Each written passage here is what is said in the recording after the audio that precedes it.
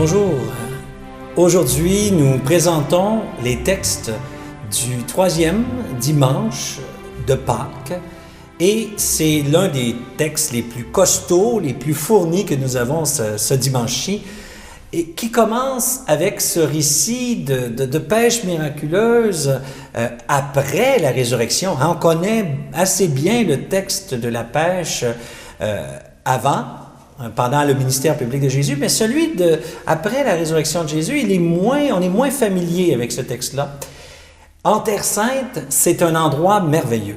Alors, tout près de l'endroit dit de la multiplication des pains, juste à côté, il y a un endroit où il est raconté depuis très, très longtemps. Imaginez, il y a le récit d'une femme qui fait un pèlerinage en Terre Sainte du 2e siècle. Elle décrit sur le bord de la mer de Galilée, il y a quelques marches avec une pierre creusée, comme on faisait à l'époque, c'est-à-dire que sur des pierres plates, on creusait un espace et là on y mettait quelques branches. La pierre étant chauffée, on faisait cuire le poisson ou la nourriture sur la pierre chaude autour du feu.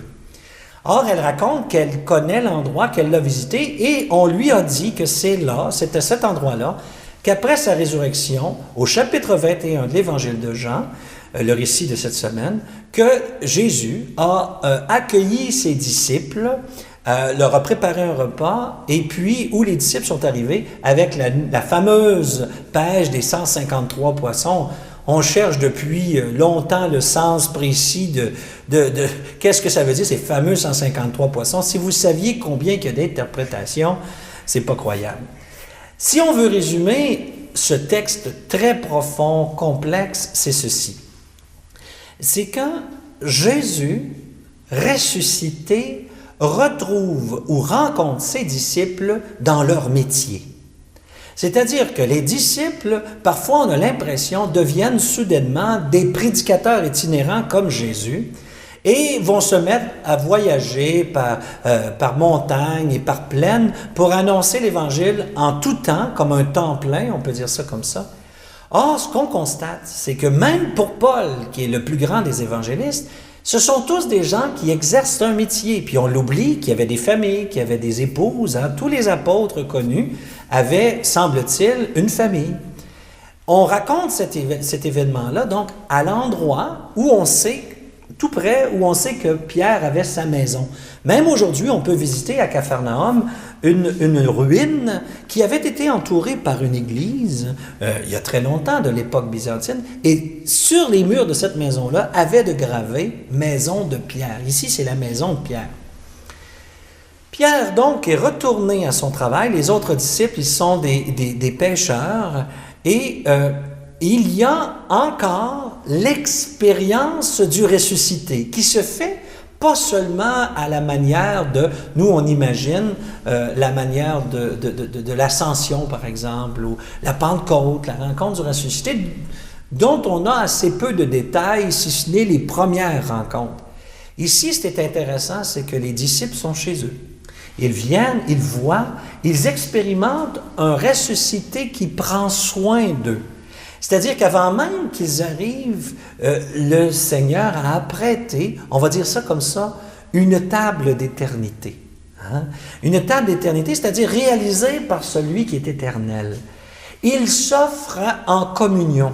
Le repas, qui est le geste par excellence par lequel on entre en communion avec quelqu'un, est ici véritablement un parallèle qu'on peut faire très facilement avec l'Eucharistie, car s'il y a un côté matériel au repas du pain et du vin, au mémorial, il y a une dimension immatérielle, c'est-à-dire c'est la rencontre de quelqu'un qui est ressuscité et qui se donne ce qu'est le symbole qu'on retrouve sous le fait que c'est le Christ lui-même qui prépare le repas. Parfois, moi je dis souvent que ce qui nuit le plus à l'Eucharistie, c'est l'impression que c'est nous qui faisons tout, alors qu'en réalité, nous ne faisons que répondre à l'invitation. Ecclésia, même le mot « église », c'est le fait d'être rappelé de ses activités pour venir à la rencontre de celui qui nous invite. Nous sommes convoqués Des fois, ça semble des mots un peu techniques, tout ça, mais il y a une réalité derrière. Hein? On est convoqué, on est appelé à se rassembler autour du ressuscité qui nous a préparé une table, comme nous dit très bien le beau psaume 23, là, que le Seigneur me prépare des prés d'herbes fraîches où il me fait reposer une table généreuse. Tout au fond, pourquoi on lit ça au moment des funérailles? C'est pour dire que ce n'est pas seulement une réalité terrestre riche à laquelle nous sommes appelés. On peut dire que le Christ a fait entrer le ciel dans notre vie quotidienne. Et donc, à travers un geste tout à fait banal, voici que le Christ prépare un repas de poisson, qui est le poisson que les disciples apportent, un peu à l'image du pain et du vin. On apporte le pain et le vin, mais en réalité, le Christ les transforme en signe de sa présence. Hein? Et là-dessus, je me permets une petite parenthèse franciscaine, on se retrouve en plein cœur de toute la théologie de Saint Bonaventure, un grand spirituel, qui dit au fond, la création, c'est le lieu d'échange. Dieu se donne à son peuple et le peuple se donne à Dieu. Donc, la création, c'est la scène où se joue on va dire ça, le théâtre de l'éternité, là, même si ce n'est pas du théâtre, c'est la vérité, c'est ce qui est vrai, c'est ce qui est juste. Le texte aussi nous dit quelque chose de très, très beau. Parfois, quand on fait la lecture brève, on enlève la portion qui suit, qui est pourtant d'une beauté extraordinaire, parce que Jésus va poser la question à Pierre, « M'aimes-tu » ? Et 3 fois, il va lui dire, « Prends soin de mes brebis ». La traduction, je pense, on peut la travailler. Des fois, on va dire « paie mes brebis » ou dans le sens du verbe « paître », prendre soin. Mais ce qui est très important dans le texte, c'est de comprendre que Saint Pierre a renié 3 fois. Et voici qu'au triple reniement, il a l'occasion d'affirmer son triple attachement au Christ. Un triple reniement, là, ça ne veut pas juste dire « Ah, il a renié 1 fois, ou 4 fois, ou 5 fois ». Ce n'est pas un chiffre. Le triple reniement, ça veut dire un complet reniement. Et il y a autant, je dirais, vous savez, parfois on parle beaucoup de la trahison de Judas, et puis on en fait vraiment quelque chose de grave. C'est vrai, là, je ne veux pas nier ça, mais il ne faut jamais oublier que la trahison de Pierre, elle est presque aussi grande. Trahison, triple trahison, c'est-à-dire le triple reniement, c'est pas il a renié 1 fois, 5 fois, 10 fois, 3 fois. C'est que le 3 ici représente un reniement complet. C'est que Pierre aurait eu l'occasion de se reprendre, de se ressaisir, et de dire « Qu'est-ce que je suis en train de faire là? » Non, non, non. Il ne veut pas que par ricochet, la condamnation de Jésus vienne l'atteindre. Et donc, il va renier 3 fois. Mais vous avez donc triple reniement par la gauche, mais par la droite, ici, dans ce texte-là, vous avez l'affirmation du triple attachement de Pierre. Dans l'évangile de Jean, on va dire que l'autre disciple, ou le disciple que Jésus aimait, est un modèle de foi, comme est Marie-Madeleine. Ce sont des modèles de foi. On va dire que Pierre est la figure de l'amour inconditionnel. C'est de l'amour total, entier, qui va faire des erreurs. Même dans l'évangile de Jean, des fois, on le trouve un peu balourd. Pierre, il est un peu lourd, il ne saisit pas vite, il ne comprend pas vite. Mais son amour va finalement se manifester dans tout son rayonnement dans le texte que nous avons ici. Hein? On dit « prends soin de mes brebis, paie mes brebis », puis les traducteurs français n'aiment pas trop répéter 3 fois la même phrase, mais en réalité, Pierre se fait poser exactement 3 fois la même question. Jésus, vous savez, la première fois, ça arrive qu'on peut se dire n'importe quoi. T'sais. Ça arrive des fois quand on parle avec quelqu'un, il nous pose une question, on lui répond distraitement.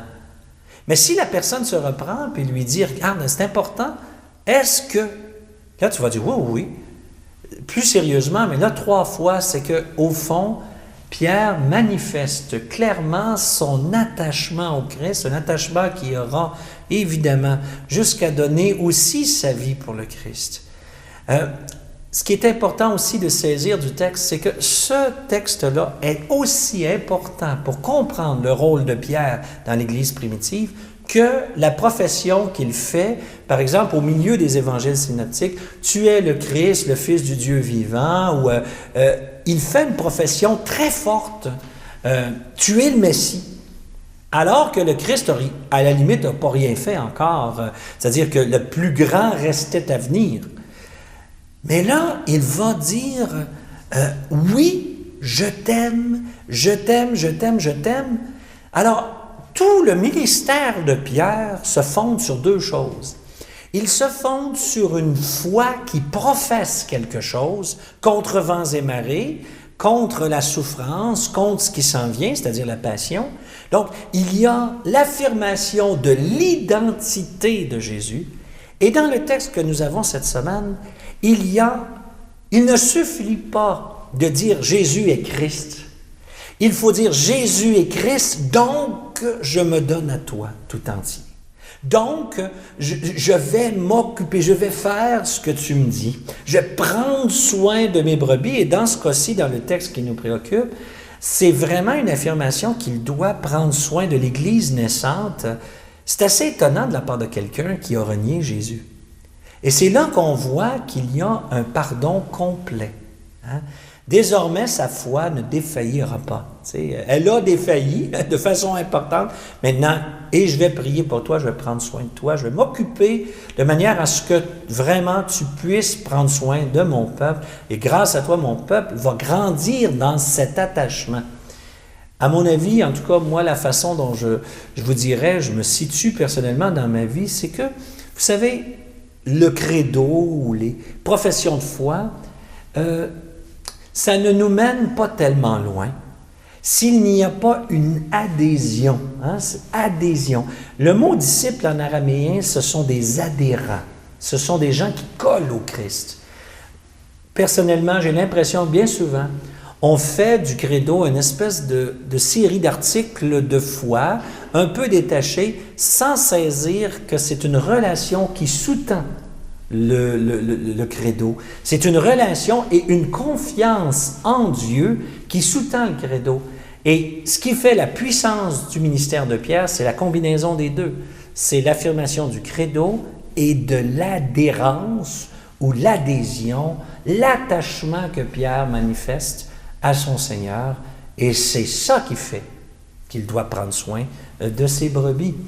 Très beau texte que celui. Il y aurait tant de choses à dire encore, mais je vous dirais, n'oubliez pas, il y a plus de dimanches de Pâques qu'il y a de dimanches de Carême. Pas pour dire que la passion n'est pas importante, mais pour dire que l'éblouissement de Pâques est largement plus grand que celui de la souffrance et de la mort.